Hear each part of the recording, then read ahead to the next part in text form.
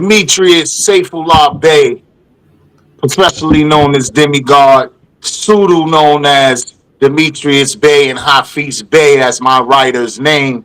And today on the 100 Morals podcast, we have a special guest. You know what I'm saying? This is the author who wrote the foreword for the masterpiece Polygyny Moorwet. And I appreciate your time. I appreciate your energy, your insight, everything that you brought to the forward. That was amazing, and it's a pleasure to have you on the show, brother. I definitely appreciate the introduction and what you're doing, for the whole nation. I mean, one of the things I enjoy is that you out in the forefront, you ain't shy to speak your mind, and you're going ahead and leading the charge. So again, I appreciate you having me here. For those who don't know who I haven't had the pleasure of meeting just yet, I am Coach Nazir. I'm one of the founders of Outstanding Personal Relationships and one of the authors of the book, Let's Talk Polygamy Uncensored as well, that you could be referencing. And, I've been practicing polygyny now for 15 years, actually a little over 15 years. I have 10 biological children with my wives, including, or not including, 2 bonus children. So that would make 10 children with it. Wow. So right now you're not even in the States with us right now. Right now you out of state. You're an international brother. You moving around. You have your family with you. You got businesses. You established. So you're like the prototype, the epitome of what a polygamous family man should be striving for in my eyes. I've been following you for a while. I've been following your movements, everything you've been doing, and I'm impressed. And like I said, you got a student. You've had a silent student, even though I haven't, actually tapped into outstanding personal relationships. But from the outside, I have been a student. I've been watching. I have been listening. Every time I get a chance to catch one of your videos, I definitely tap in. And I also, your information allows me to go to other information. Some people, they say they want to instruct people, guide people, teach people, but their information their information is abstract. It's not really like you can really, okay, take it and then, all right, that's all I need. I can go now and go more in depth, do more research. And your information is precise, and that's what I could do with it. I find it very, very informative, where I can go and do more research for myself, even just with the family and what you guys are doing. You have everything out there for the public, and that's brave. That's brave. I do commend you on that. You know what I mean? But one of the things, just to kind of even go into a little bit more detail, because you make me sound better than I am. But now you mentioned, okay, out in the public, and that's definitely a challenge. And listen, we weren't trying to teach people about polygyny, like, yo, we're gonna go ahead and teach people and jump into that. Not at all. We were looking for resources when I first began my journey, because I had no idea what I was doing. It's more common to just cheat, sneak around, lie, all of that type of stuff when it comes to what's going on for where I'm from and in my community and relatives. And I'm sure you can relate as well as the audience. You know what I'm saying? I had relatives like, you don't marry another one. You just have them on the side and so on and so forth. And it's a much more acceptable thing. However, I decided to go the honorable route. And once we figured this thing out after several years, I was able to go ahead and re-engineer it. And then we decided to go ahead and empower other people, at least sharing our story. And it turned, of course, into much more, because a lot of people are suffering in silence, not having resources, while, others are championing the cause of rainbow flags and people who can't even procreate. And love is love, and it's all good when it's that way. However, when it comes to polygyny, a way to exponentially grow your family and operate with nobility, and requiring you as a man to be, more than twice the man, they consider that problematic, and we don't. So we decided to go ahead and kind of plant the flag, lead with it, share, and empower others as best as we can. So we definitely appreciate all of the students, whether they're silent or they dropping inboxes or emailing us, letting us know the impact that we've had. We love that from many different continents. Right now, being in Africa and world schooling the children and the family and stuff like that has been a dream for quite some time. And, having the ability to impact that and impact people at the same time is absolutely incredible. So we appreciate you. You living the dream, brother. You living both of our dream. You living the dream for me. I'm gonna definitely be right behind you. Like I said, you the role model, following your footsteps. You're an honorable man. I don't think I beefed you up at all. I kept it 100. Boy, you know what I'm saying? The people out there, make sure you check them out. You're gonna see what I'm saying. Very honorable, very integral. You know what I'm saying? Very spiritual, and he stands on principles and stand 10 toes down. That's why he's one of the person that I picked to write the foreword. He's the person that I not one of the person. He is the person that I picked to write the foreword. And I want to touch on what you were saying about American culture. Like we have like this bastard American culture, like this culture where it's all right to sleep around. Like you're not the only one. The older brothers did it to me too. Like, marry, what are you talking about? You don't need to do all that. Just yeah. And I'm like, I never understood it because my mother always instilled in me marriage. You know what I'm saying? The institution of family, not the corporate institution, but just the spiritual institution of family. And I never really understood it. I'm in my 40s and I have one son, and my son is a illegitimate one. He's someone that I conceived living a life of ignorance. You know what I'm saying? One night stand, and I vow to never have that be done again because I wasn't in his life to raise him. You know what I'm saying? There was a lot of things that wasn't, today we feel it's natural, but it's not natural. You know what I mean? The single parent home, me in prison, it just was something that I never thought. And I felt bad because that's nothing that I really wanted to do. So polygamy was the driving force. I said, this can't happen again. You know what I'm saying? I can't practice those practices that I did before. You know what I mean? But that's championed in American culture.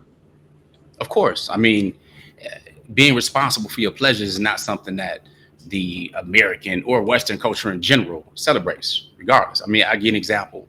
In France, it's absolutely illegal to get a personal DNA test on your own child outside of having a court order, because it's estimated that over 30% of children that are born are not that actual father's children. You know what I'm saying? So that's the type of culture we're talking about. You must get a court order to get a DNA test. You can't get a home DNA test, none of that. You actually get charged. It's absolutely illegal. What does that say? You know what I'm That's a saying? We have lot. popular shows like, the whole Maury Povich thing. You are not the father, or paternity court, as though this is something normal and natural. And it's not. It's something destructive to the family. And we know, or should know more than anybody else, how harmful that is to our culture, where our women in general are already at a loss. That's a You fact. know, so whether that is incarceration, what is that?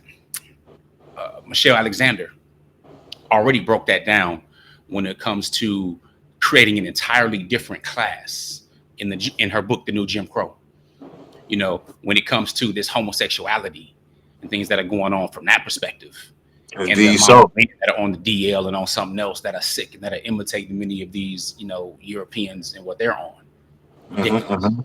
Those who aren't Ridiculous. fit, who have mental issues, those who are substance abusers, women abusers that beat them up, all these types of things, man. I mean, just within the last several days, I saw a sad situation where a couple was online, they ended up arguing, and the woman kept on pressing and everything else. She said something about somebody, sexually, that he did something with somebody sexually. He ended their life and then ended her life and ended his when he got put over. You know what I'm saying? So this is Oh yeah, yeah. I like heard about that. exact, and this is unfortunately not uncommon.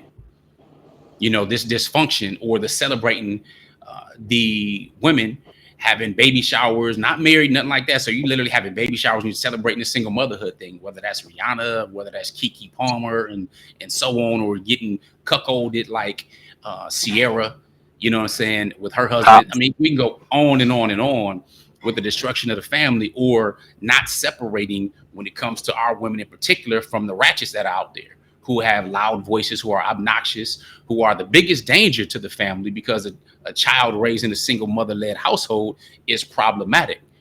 All the Very. stats are clear. The numbers don't lie. So when it comes to likelihood of imprisonment or promiscuity or being abused, dealing in criminality, becoming addicted to different drugs, not finishing schooling, and so on and so forth, the numbers are astronomical. Where a single father household, which kind of reminds me of some older movies, is much different. I can now relate and see, yeah, it makes a lot of sense where Boys in the Hood, where Trey's mom called up furious his pops when he was acting crazy and sent him to go live with his daddy. Yeah, yeah. I get it. He was also one of the ones that was living, the only one really living at the end, because his friends like, Doughboy, Ice Cube, ended up getting killed. And Ricky got killed as well, even though, they was raised by single mothers. That's From a going fact. to that and going into even looking at, Minister Society, we can look at all these different messages, but now put them together in our 40s at this time, seeing the wisdom behind it. But the main thing that I think that about polygyny that's very important is it requires the man to become exceptional. This isn't for average people. This ain't for average men. This holds them to a higher standard. This is not for the women that say, you know what? Well, don't embarrass me. You can have your girls, but don't bring them forward, or just don't bring no babies back. It's not for that. This is for those who actually want to stand on their principles and on morals and want to recognize that legacy actually means something. Now, is it easy? No, but we're men. You don't seek out easy. All right. The question is not whether or not it's easy. It's really about, is it worth it? And I know for me, if I want to have 10 more children, I have the ability to do that. Now, that's not my goal right now at this time at all. I'd rather work on getting my children married, because I already have a couple of children married, got some grandbabies now. You know what I'm saying? So it's an incredible thing. I want to establish things for the next generation and the generations after that I'll never meet. And one of the ways to be able to do that exponentially is through polygyny. Now, people might not be familiar with the term polygyny, so let's break that down. They're familiar with the word polygamy. Now, polygamy is genderless. Polygamy simply means a spouse who is married to multiple spouses. Clearly, a man or a woman can be a spouse, but there are two forms under that. There's polygyny, all right, like gynecology, right? So polygyny is a husband who is married to multiple wives. Polyandry is a woman who's married to multiple husbands. And people don't know of that term, and I didn't really know of that term anyway, because the vast majority of polygamy that's ever been practiced throughout history has been polygyny. It's been a husband with multiple wives. So I use those terms interchangeably because, of course, when people are searching, they're searching for polygamy, generally meaning polygyny. So, just to really get that out the way, educational wise, is very important, but it requires us to have higher standards, lead our families, and become exceptional. That's a fact. I love the fact that you touched on the fact that when it comes to polygyny, a lot of people, they have their pseudo, I don't know, I guess they just go off these rumors, and they have this idea, oh, that degrades the women. And I'm like, The myths and stereotypes, no doubt. There's a bunch of them. I don't see how it degrades the women though. I don't see how, for me, if I have a daughter, I would rather her have a husband. That's number one, not a man or a boyfriend. I would rather her be secure and safe and have a foundation with a husband who lives by the principles that polygyny brings out. Like you said, it doesn't matter what religion you in. The same rules apply when it comes to spiritual polygyny, because it's spiritual. So that means you have to have some type of principles. You have to have some type of integrity. You have to have some type of transparency of being honest. You know what I'm saying? Honesty. So it's still all the same thing when it comes to, when you look at American culture and you look at polygyny. How does my daughter going from man to man to man to man to man looking for her husband, how is that better than an constructive foundational system which guarantees she has a husband and a husband that lives on those spiritual principles? Well, one of the How do you feel reasons about that? that they have these stereotypes and myth is because they simply try to relegate polygyny to just sex. All right, which is foolish, but it's very interesting. And I hypothesize and theorize that the reason is because most women only see themselves as sex objects. Not the men, but women. This is what I mean. In monogamy, for example, this one man, one woman thing that fails the vast majority of the time. Women weaponize sex. I haven't come across any men that I coach, that are clients, or even I'm involved with different social groups and networks that say they're actually getting enough from their wives. Some may say, you know, beforehand we were doing it, before we got married, it was getting enough and doing this, and then we got married just like this, and then after the baby came, it really dropped. You know what I'm saying? They go on. So they look at themselves as a sex object because men are the ones who are in control of a relationship or marriage. The man is the one who proposes. That's what women are like, oh my God, and they go crazy whatever man proposes. He's the one that's in charge of determining where his resources, his protections and stuff go with a woman. But women, of course, are in charge of the sex. All right, we know this. So when it's polygyny, now that's a problem because now he has another option of someone that actually is going to provide this physical intimacy for him. So when you see yourself as simply somebody who pleases physically or somebody who has this power and you're wielding it as a weapon against your husband, therefore, now it comes in with, this is problematic. This is competition. Now I need to step my game up and actually be able to please him in different ways or develop intimacy in different ways versus trying to wield what's between my legs as a weapon. All right. So they look at it simply as sexual. Now, sex part of it, of course, or sex is part of any type of marriage. Duh. Of course. You want to have a big family? That comes from having sex. Yes. Now, men in general, a healthy man is going to have 10 times the level of testosterone as a healthy woman. The interesting thing is that there is a very important thing to understand when it comes to sex. One is men and women are not the same. We're not the same. So women say, why can't we just have multiple husbands? First of all, you don't want multiple husbands because you cannot 100% please a man 100%. What I mean by that is if a man wants to do it every single day, you're not even available every single day of the month. Second, by doing it too much or too long, you can get swollen, you can get dry, you can get all kinds of other issues that you need to take care of little mama down there. Okay, right. So that's just looking at it only from a sexual perspective. Now, what you gonna do with multiple men? See, what you're saying is that you're talking about different fantasies that you may have in your head. Marriage is not some type of gangbang. It's not that. So this is not having multiple husbands for this act. That's not what it is. I absolutely take care of my wives, all of my children, see everybody every single day. I take care of that. Now, the percentage, if you want to calculate the hours in the day versus the percentage of hours you having sex in the day, what you trying to say is 10%? So you having sex 2.5 hours a day? Nah, bro, it's way less than that. If you calculate more numbers. Yeah, sex is a part of a healthy relationship. Yep, no doubt. Intimacy is absolutely very important in its multiple forms. So let's go on with the other foolishness. Plus, we are external, you're internal.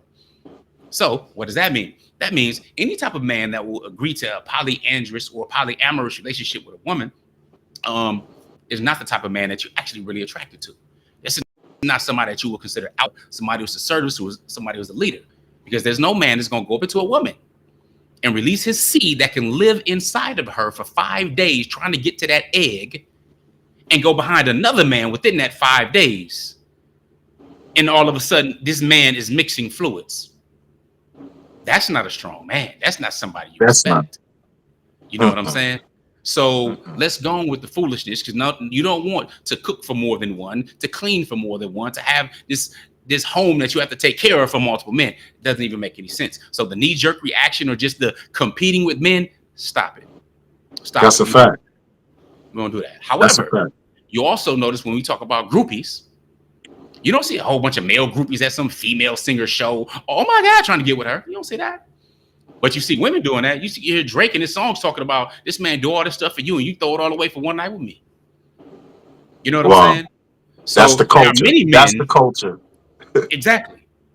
And they exonerate it as though it's something that's high. They praise it. They glamorize it as though that's what's up. Like you mentioned, where's the benefit in catching bodies and increasing your body count?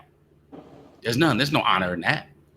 Children not knowing who their father is, totally, being absent and stuff in their lives. So one of the things that could really put a peg in the foundation of the family is polygyny for exceptional men.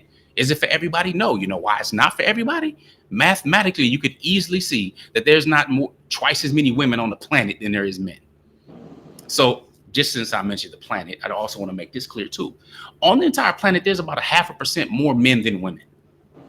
Now, the reality is you, I, women, men, everybody, every man is not available for every woman on the planet, nor is that their potential market.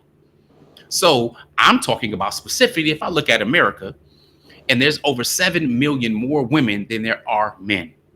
And if I look particular in my demographic, the melanated people in our community, there's about 4, sometimes some stats say even 5 times as many available women to men. When you go on a college campus, there's 7 women for every 1 man. And the women aren't looking for average men. I think Kevin Samuels kind of made that famous. You know, they're looking for the top upper echelon of men. So if you're looking for a man that's 6 figures, 6 feet, 6 pack, for example, well, you're looking at less than 10% of men. And the majority of women want that. So it's even that much more competitive for you. So women are actually making the market polygynous, the sexual marketplace, if you will. That's a I'm fact. strongly suggesting that every man strive to be qualified to do it. Number one, you already want it if you're a straight man. That's already something designed in you. Having a woman that's got your back, that's speaking life into you and that's with you, helps increase your ambition in who you are. All right. It helps solidify your family, your foundation, your legacy. But Fact. winning is really into the choosing. So thoughts, ratchets, all of those on the side, they got big mouths and they're obnoxious, are not wife material. You know who you are. That's not this life. But being the type of man you need to be, that increases your optionality. That's what I teach men, for example. And speaking of daughters, I'm not speaking just simply to you as a peer. I'm speaking also as a father of these 10 children, right? Plus my 2 bonus children. So that means I'm responsible for 5 daughters. 2 of my daughters are already married. 3 of my daughters aren't. And these 3 daughters, for example, prefer their husbands practice polygyny. They've never been in any relationship with any man. Number one, that's almost like a unicorn in the West. They just wear white dresses because it's custom, not white dresses because it represents purity. Facts. You know what I'm saying? So I have 3 daughters that represent purity that actually want their future husbands to be strong enough to practice polygyny because they've seen the benefits, because I've been able to demonstrate it and they benefited from it up close. You know, but this, That's powerful. The way of the future is the way of now. If we're looking at surviving and thriving as a people wherever we are in the world, that's absolutely real life. That's powerful. You said so much, and I want the people to understand that this man has 5 daughters. I have a friend who has a daughter, and when he first seen that I wrote the book Polygamy Moorwet, he lashed out at me. You don't got no daughters. You only have a son. How dare you?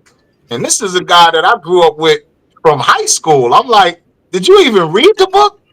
Before you coming at me, did you even read the book? Do you even understand what we're saying? And no, he did not read the book. He's totally turned off, and he felt that I was degrading his daughter subliminally for some reason. And it's just crazy. It's crazy. You know what I'm saying? It's crazy. I Yeah, think that most men are weak men. They meddle in mediocrity. Just being real. They want fact. multiple women, so therefore they lie, they play games, or they front like Derek Jackson or Yada and stuff like that, right? So they become super simps.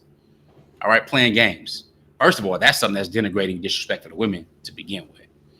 All right, but most men, they don't want polygyny because it requires them to become more. Many play games in monogamy. They get upset. They become overly emotional. They argue women back and forth like a woman. That's a very, very feminine thing to do. So most don't want it, but they don't want it because it requires responsibility. So you get sayings, and I understand what they mean. They say, all right, why buy a cow when you get the milk for free? You know, as though we don't have an industry that promotes jump downs. You got OnlyFans, you got swiping on apps, you got one night hookups, you got porn addiction, right? You got prostitutes, you got the whole $40 joke thing, you know what I'm saying, dealing with, you know, hookers on the corner. You know what I mean? So as though this ain't real life, as though Malcolm didn't talk about it in the autobiography of Malcolm X, about the morning rush before men went to work, and many of them weren't even having sex with women. They were simply conversing with them because their wives were overbearing to them. You know what I'm saying? So this ain't something new. You know, people aren't lined up in free clinics with STDs or STIs talking about, oh yeah, this is because of my husband got another wife. It ain't because of polygyny that they there. You know what I'm saying? It's out in the open, it's respectful, it's peace. You ain't passing that around. Nah, that's a fact. you're already sharing. Men, you know, I recently read some statistics dealing with black women and black women and black men, and 1 million women, more than men, are parents, which means they getting around a whole lot more and they sharing a lot of the same men. Exactly. Right? So we can ignore it, try to get mad in your emotions with it, or you can recognize why it's actually a part of every scripture. Now, does that mean it's easy? Nah. Does that mean it's been success all the time? No. But that's where we had to go ahead and, you know what, become the change that we wanted to see.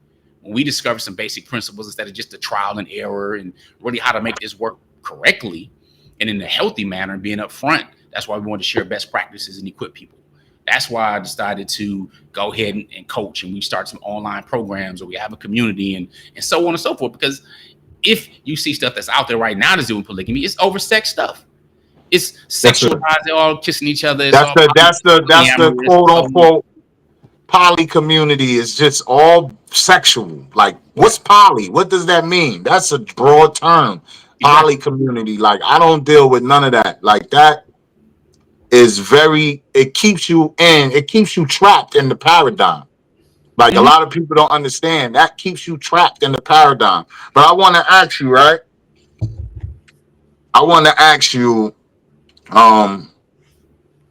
We already know this is not for, like you said, for a young brother who's looking to get in polygamy. He cannot seek the woman who's ratchet. This is not for Lakeisha and Latasha in the projects who's still practicing that same nigga culture. The women that he has to focus on has to exuberate certain qualities. And just like your daughters, they need to come from not a polygyny background, but a background that champions the principles that polygyny stands on. That's always best. The challenge is, since our society is already so corrupted, mothers are already corrupted, grandmothers are, you know, they no longer have the wisdom of back in the day due to this modern thinking and feminazism that has come through many of our communities. So one of the most important characteristics, if you want to find a healthy woman for polygyny, is to see if she's growth minded. All right. See if she's growth minded, because either A, she is going to be open to learning, or she's going to be open to questioning her own beliefs. Because if the men, and I let men know this all the time, there's not a place that women just hang out that are polygynous. Like, that just make them a bigger target. That doesn't make any sense. However, if you are the right man, then they supporting you will be open to your vision. All right. Or you can influence them to be open to your vision because you're that good of a man.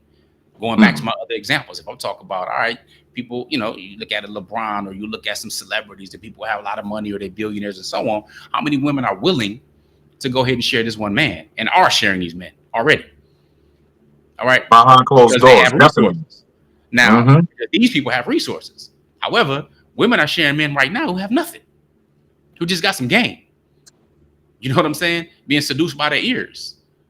So when you become an exceptional man, become an outstanding man, somebody who's actually operating on principles, being honest, letting them know where you stand up front, versus giving them a beautiful lie, because women love a beautiful lie over the honest or ugly truth any day. They'd rather take that, know it's game and everything else, suck it up and everything, and then play the victim many times. But a good woman is going to be open and focused on her own growth. And maybe I don't know something. Maybe there is something here. You know, so by becoming the man you need to be, you actually attract the right women versus going to find the women. They actually find you. And then other men who are looking for their daughters or nieces or women folk to get married also find you because you stand out. You see, I didn't recognize what that phrase was when I was little. Women used to say, oh, all the good men are already married. They say they married or they're gay. Well, if they married, they probably can marry again. They've already demonstrated they're able to do it, and you consider they're a good man. Why not marry that same man and adjust your time schedules and do it how it was already done, where we all know the phrase, it takes a village to raise a child. But if it takes a village to raise a child, then polygyny is the institution in that village. Indeed, so that's how we live it. That's how we live it. And now on the flip side, if it was a woman in your class and she asks, what can I do to prepare myself? Or what can I do to get myself ready for a man of that type of quality? Well, there's 5 characteristics that my wives and I have really kind of boiled things down to for men and women to really focus on. So women, I'll let them know, men look for these type of qualities. And if you work on each of these qualities, you'll separate yourself massively from the masses of women, all right, that aren't even trying, that think that, oh, I'm enough, I don't have to work on myself. And it's under the acronym that I call FRAME. So FRAME. The F stands for feminine. Your femininity is important. It's actually one of your superpowers. It's the thing that allows us to be able to melt, and that we as masculine men don't have or necessarily bring. You do that, working on your femininity. Men desire that highly. The next thing is respectful. Being respectful, understanding what respect is, what it looks like, what it sounds like, and what it feels like to a masculine man. Respectful. Most men's love language is respect. The A is for affectionate and admiring. You're affectionate and admire. You're not weaponizing yourself. You're not weaponized. You are on his team. He's not on your team. He's the coach. There must be a leader. He got your back, your provision, everything, but you are affectionate because he needs that for connection, and you need that love for connection as well. So affectionate and admiring. The M is for mature. There's nothing like a beautiful, ignorant chick. Nothing like that. I remember Willie D back in the day. He had a song. Actually, I think the song is called Willie D. All right. He's one of the ghetto boys, right? That's a fact. And he said, I'd rather have an ugly chick than a hard-head, fine-ass, pretty bitch who ain't down, want me to clown, acting like herself is the only thing in town, kind of edited myself out there, but I got that. I understood what that meant. So mature, somebody can have an intellectual conversation with, somebody who can breathe and self-soothe and not jump off being emotional and being a master manipulator. Because many women are master manipulators. They've been playing with dolls and making up scenarios, and we was playing with trucks and on the playground. They can far out talk us, manipulate us, use their femininity against us. They can weaponize it, utilize tears, all of these things against us, and we fall for it many times.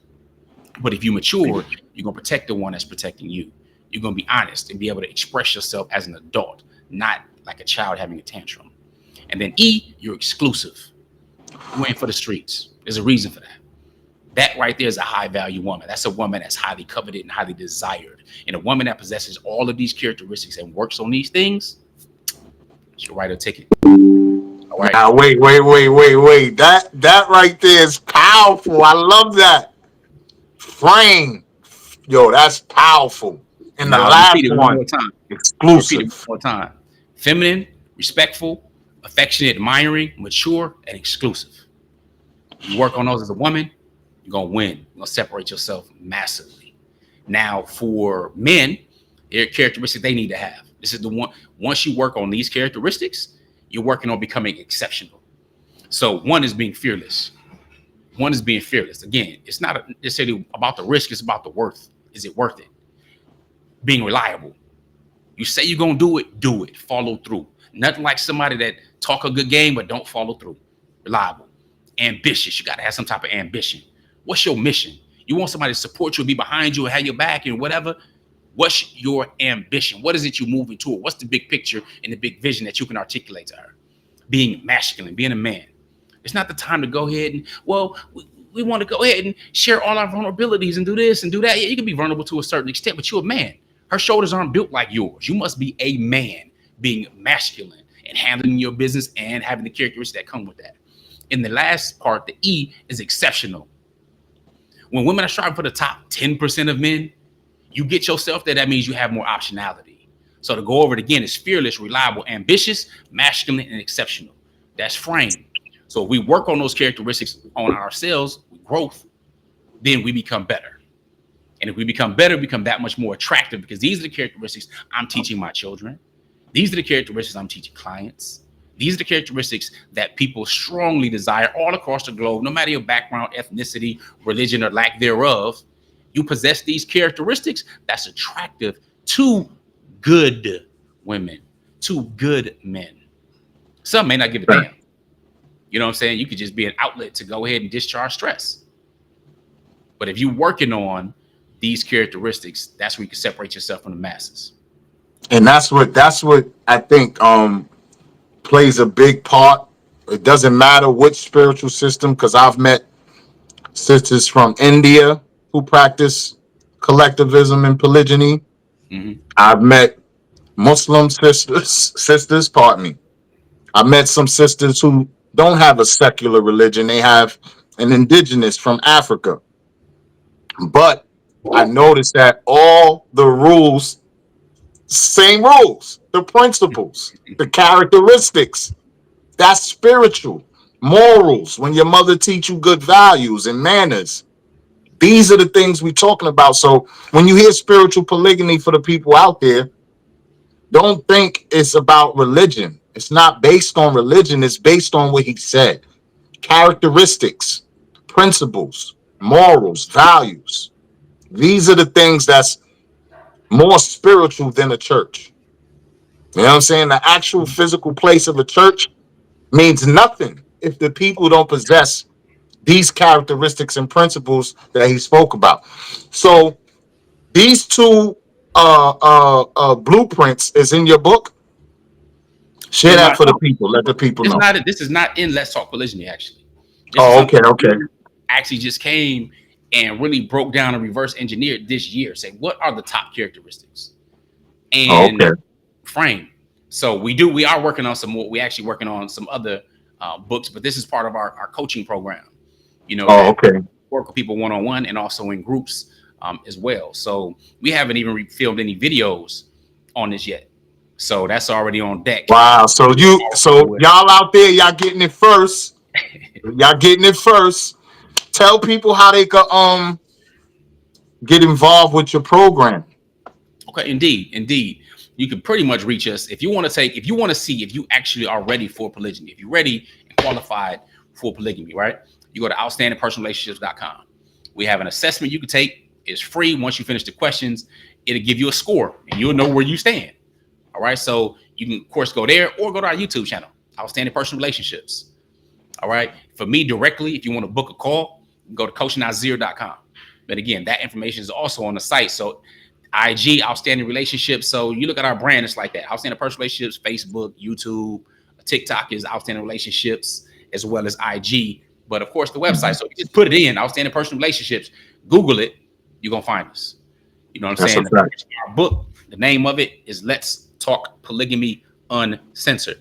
And I'm married to Coach Fatima and Coach Nyla.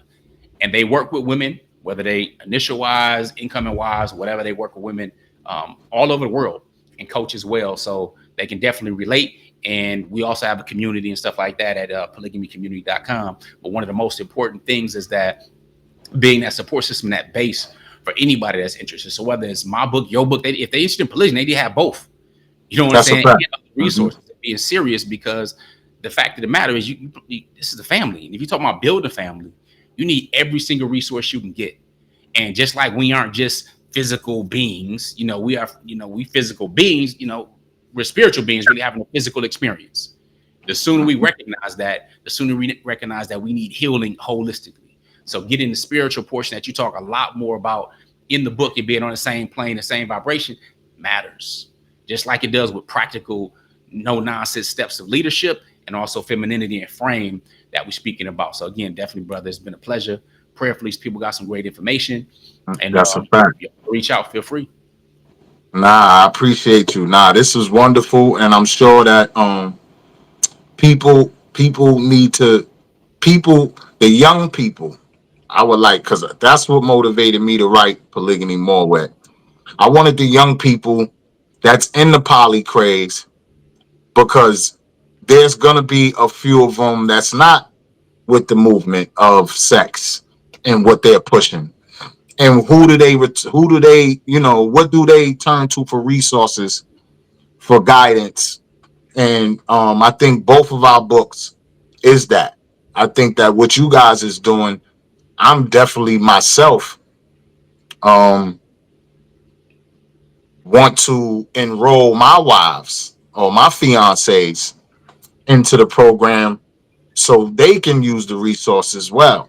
And like you said, we need resources, but we also need the actual people, because the resources, the books is good, but to actually see you in motion on YouTube, on social media, interacting with your wives, the topics y'all talk about, how there's a divine masculine, divine feminine dance between y'all.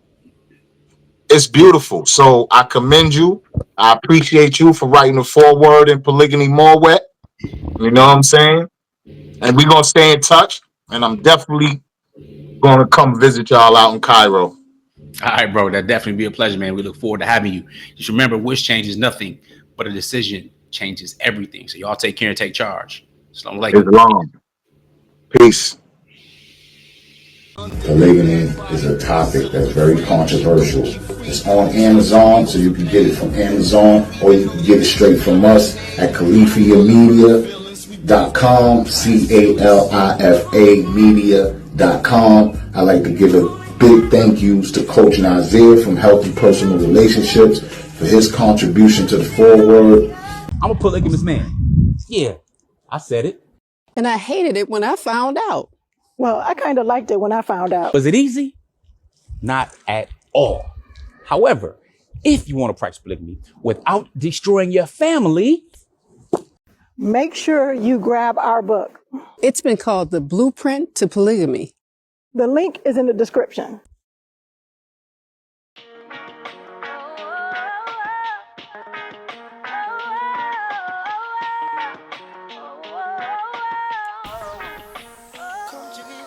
I got G5 dreams, me and my whole team, living like kings, I'm the Lord of the Rings. I got 5 wives like a Sunni in Dubai, Falcon sex in the side, every one of them is fly. Haagen-Dazs, different flavors in college with different majors. I teach them how to shoot WNBA players. I ball with them, take them all out to Vegas. And this thing of ours, we never mind the haters. Gold diggers wanna eat, please, beat your feet, more problems than I can handle. I don't need to cheat, wanna roll with the team, you gotta get voted in. Whether rolling in the bins or rolling in the bucket, we gon' get this money and dare motherfucker to touch it. Throw it back on me, girl, you know the God gon' love it.